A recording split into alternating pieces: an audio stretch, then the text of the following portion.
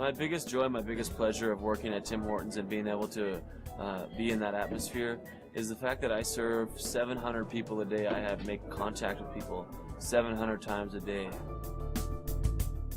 Around grade 8 or grade 9, going into high school, I was smoking weed and kind of in that scene a little bit, and I figure every day I bought drugs, and I thought to myself, well, if I buy a bigger portion of drugs all at once, then I get a better deal and I can sell it to my friends who are smoking it anyways, and then I don't have to pay for drugs. I think the first time I really noticed God pulling on me was the first day that I started with the organization, or the people that I started working with. I got into the van to meet everyone, and one of my friends, Trevor, as soon as he saw me, said, "No, Dennon, you gotta go, like, just get out." And I thought that was really weird, because he was one of those guys that was older than me when I was in grade 6 that allowed me into the circle. So why now all of a sudden was he telling me to stop and leave? And I just kind of shrugged him off and said, you know, get over it, I'm going to be around for a while. It just wasn't what I wanted to do. So I was fortunate enough that they let me just, you know, walk away from it. Trevor and some of the other guys that I was working with were out doing what they do, just hanging out and doing this stuff.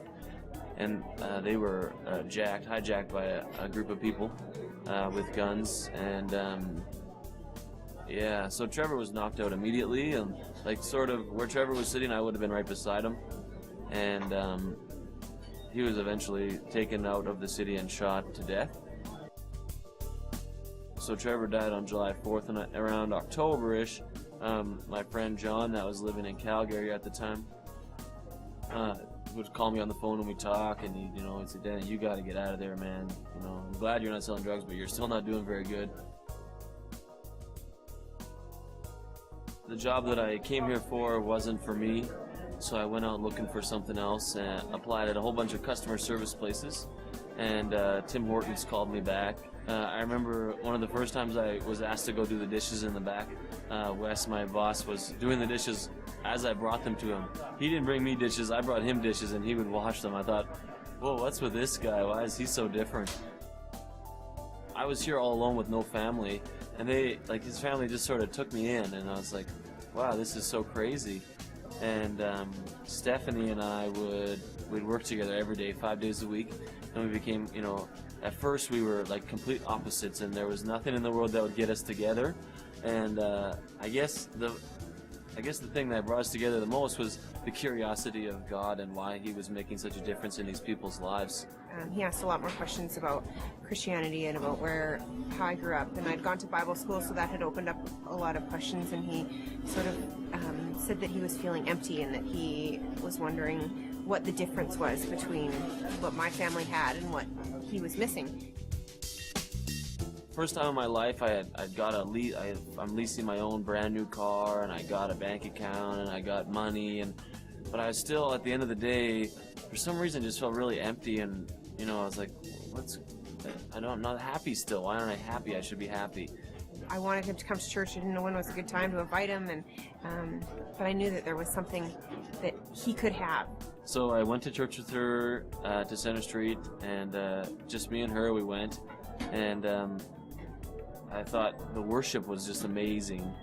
And then again, the next week she invited me when it was time to go to church. Said, "Do you want to go to church again?" I said, "Yeah, sure. I'll go and sing some music again." That was good.